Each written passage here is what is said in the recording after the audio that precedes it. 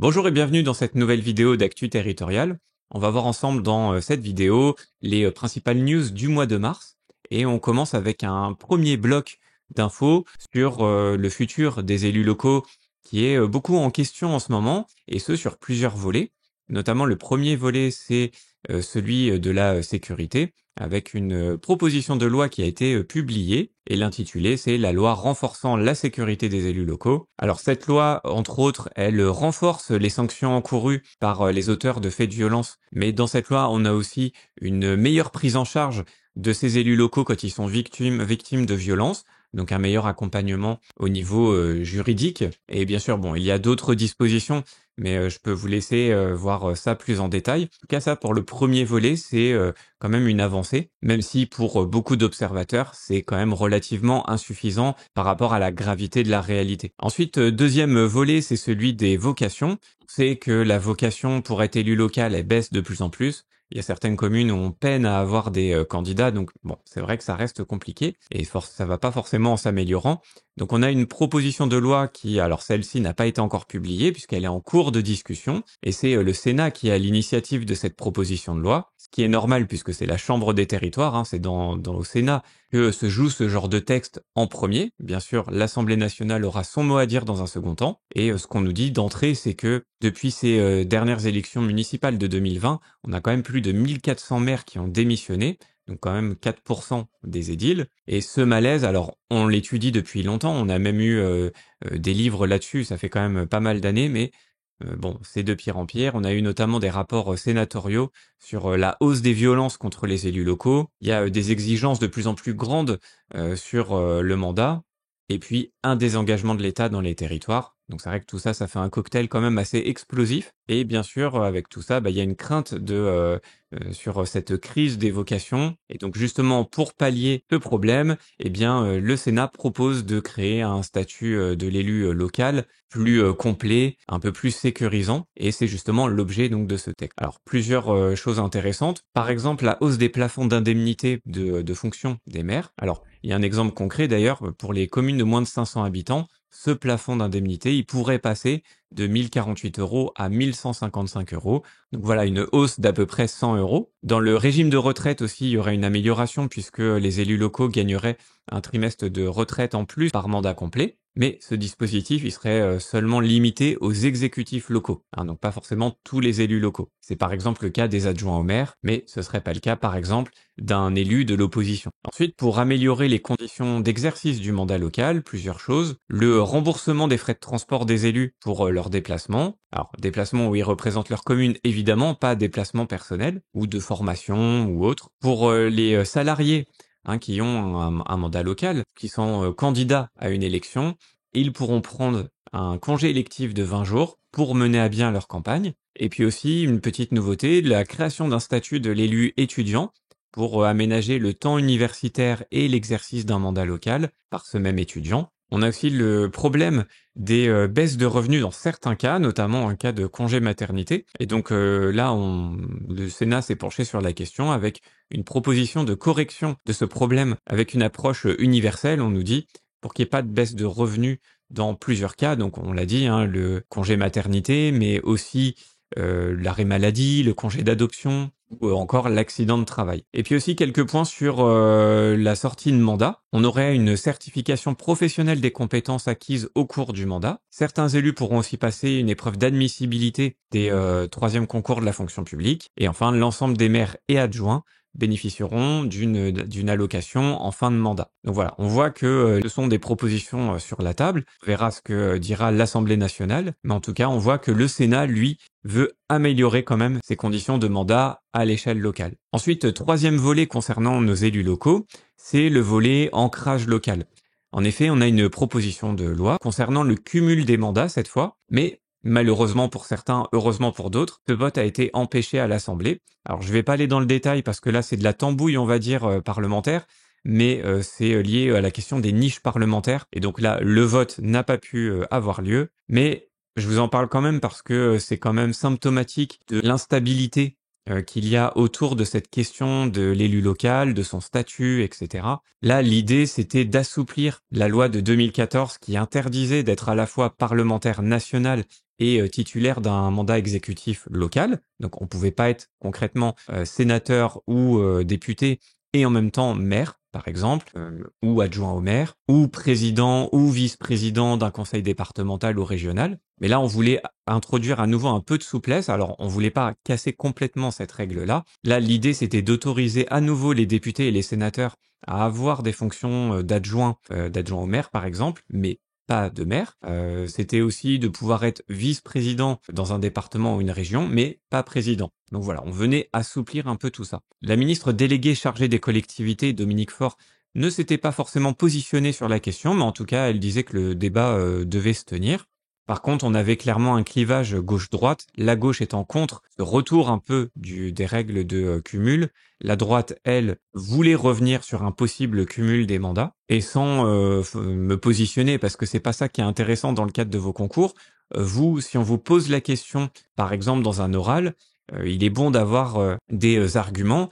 Et notamment, l'idée côté droite, c'était plutôt de dire, en assouplissant un petit peu ce statut, ça permet d'avoir un meilleur ancrage local, avec des élus nationaux donc qui connaîtront mieux les réalités locales. Hein, donc au moment où ils votent les lois, ils ont aussi ces éléments en tête. Et du côté gauche, c'est plutôt de dire, le fait de revenir à de possibles cumuls, c'est pas bon pour la démocratie et pour l'accessibilité des postes politiques aux citoyens, mais aussi, et ça peut être intéressant également d'avoir cette vision-là, et donc on a un député MoDem qui a contesté cette fausse solution du retour au cumul, parce qu'il rappelle que 50%, alors il dit d'entre nous, donc est-ce que c'est des députés ou est-ce que c'est des parlementaires en général, ça je sais pas, mais j'imagine que c'est des parlementaires, sont déjà des élus locaux, mais sans avoir de mandat exécutif. Donc ils ont, pour 50% des parlementaires, un ancrage local, ils sont également élus locaux, ce qui n'est pas interdit malgré la loi de 2014. Ce qui est interdit, c'est d'avoir un mandat exécutif, hein, donc de faire partie de l'exécutif local, et donc pour lui c'est un faux problème. Et quoi que vous en pensiez, c'est intéressant d'avoir toutes ces visions si jamais vous êtes interrogé là-dessus. Ensuite, autre bloc de news, c'est alors plutôt sur les agents publics directement, sur leurs conditions de travail. Et donc, bon, moi j'ai appelé ce bloc les 12 travaux de Stanislas Guerini, puisque effectivement, en ces temps de JO, bon, ça allait bien.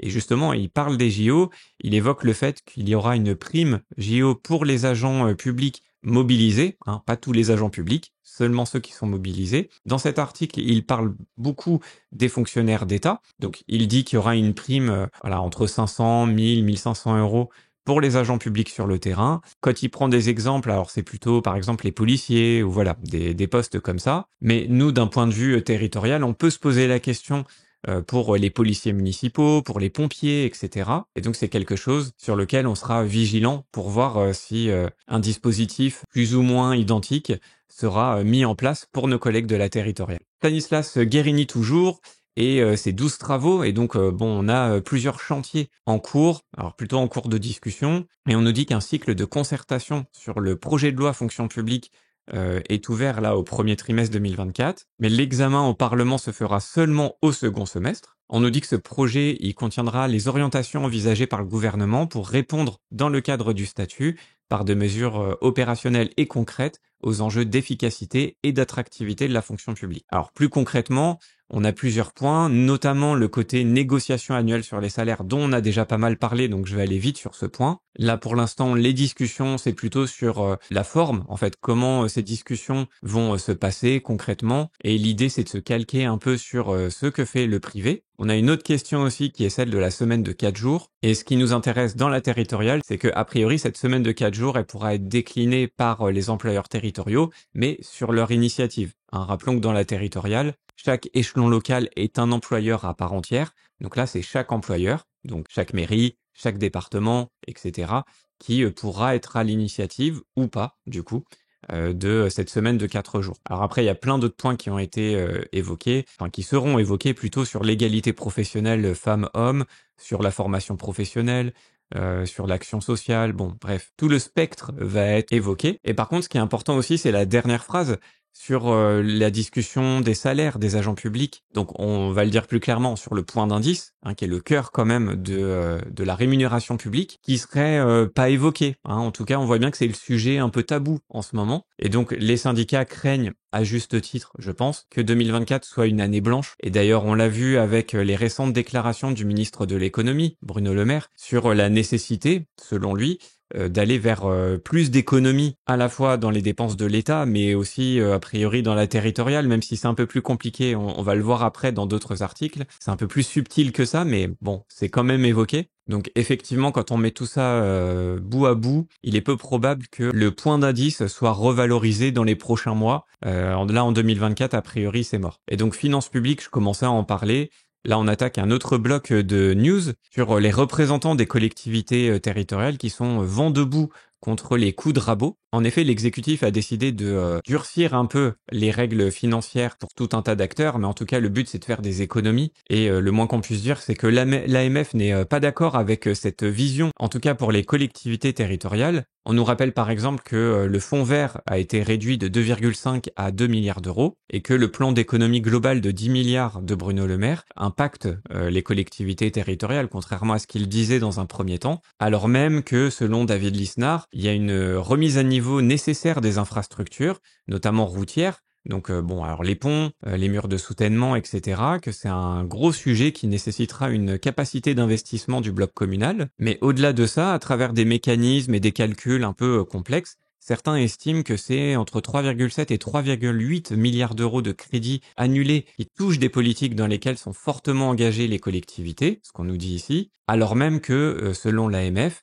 le bloc communal, c'est pas du tout le problème des comptes publics de la France, puisque depuis 30 ans, la dette des collectivités représente une part stable de seulement 9% de l'endettement public. Donc ça peut être un argument si on vous titille là-dessus lors d'un oral. Mais au-delà de ça, c'est aussi la question de l'autonomie fiscale locale qui est posée, puisque selon l'AMF, pour avoir des finances publiques saines, il faut maîtriser les paramètres des impôts, c'est-à-dire maîtriser le taux ou la base, voire même les deux. Et ce principe d'autonomie fiscale des collectivités, il a été grandement remis en cause du fait des réformes successives, hein. Par exemple la réforme de la taxe d'habitation, pour citer seulement elle. Et donc pour l'AMF, il faudrait avoir créer une contribution territoriale universelle à laquelle, je cite, tous les habitants participeraient à hauteur de leurs moyens pour financer les services publics locaux. Alors l'idée, c'est pas forcément d'ajouter une taxe, voilà, comme ça peut se faire aussi à coût constant pour les citoyens, puisqu'elle pourrait remplacer une part d'impôt national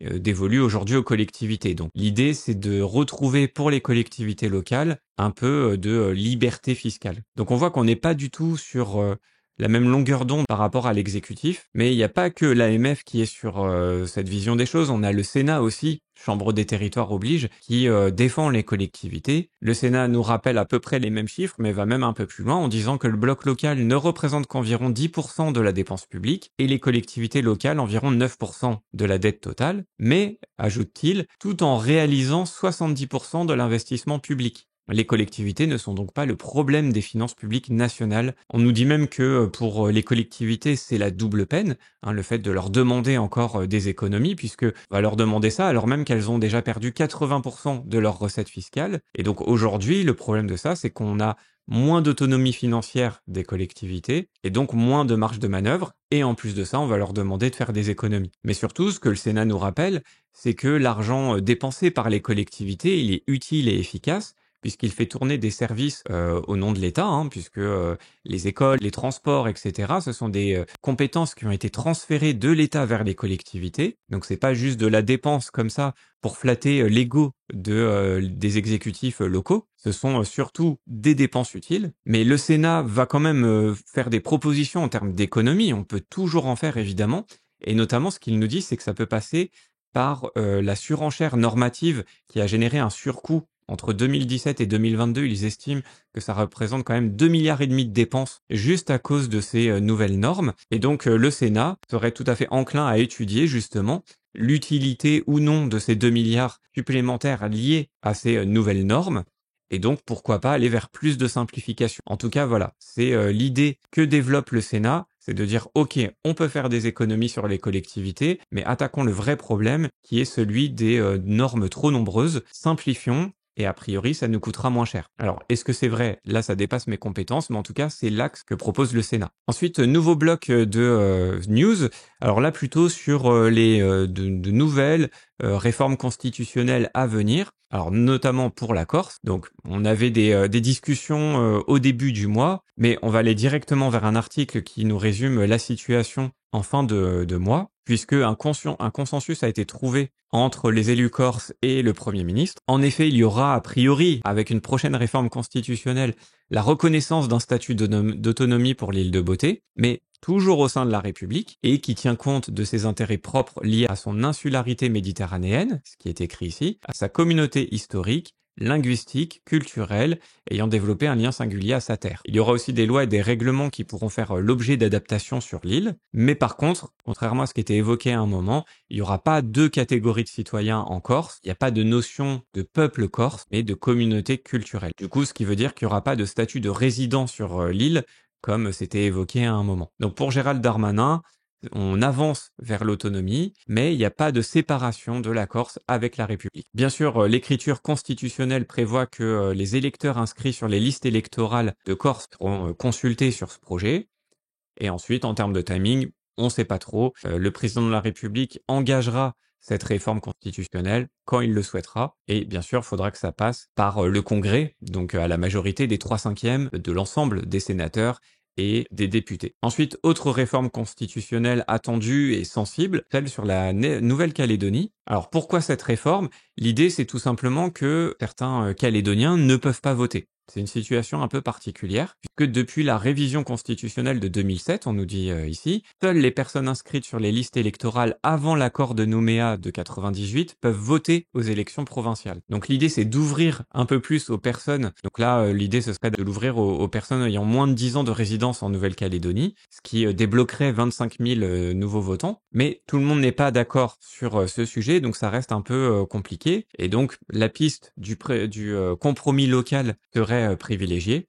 Mais le risque, c'est que le prochain scrutin, donc qui sera le 15 décembre 2024, risque d'être jugé comme inconstitutionnel. Donc ça pose de vraies questions. Qu'on soit pour ou contre cette réforme, c'est une question intéressante et notamment si vous passez vos concours en Outre-mer, c'est peut-être quelque chose sur lequel on peut vous questionner. Et enfin un dernier article sur les ZFE, ça faisait longtemps, et on se demande si c'est pas un début de marche arrière pour les ZFE puisque les voitures critère 3 qui devaient être interdites à partir de janvier 2025 à Rouen, Strasbourg et Marseille ne le seront finalement pas. Il y a juste Paris et Lyon qui devront interdire ces voitures critère 3 de leur centre-ville, mais a priori ces interdictions elles vont pas être accompagnées de contrôles et de sanctions vraiment dissuasives. On voit que même si c'est peut-être pas encore une marche arrière, en tout cas c'est sur le point mort, on fait une pause puisque derrière il y a la peur d'une bombe sociale, c'est ce qu'on nous dit ici, clairement les villes elles rechignent à exclure les gens les plus fragiles, c'est-à-dire ceux qui possèdent les véhicules les plus polluants, et effectivement cette ZFE ça fait des mois voire des années qu'on en parle, et que ça pose quand même tout un tas de questions sociales,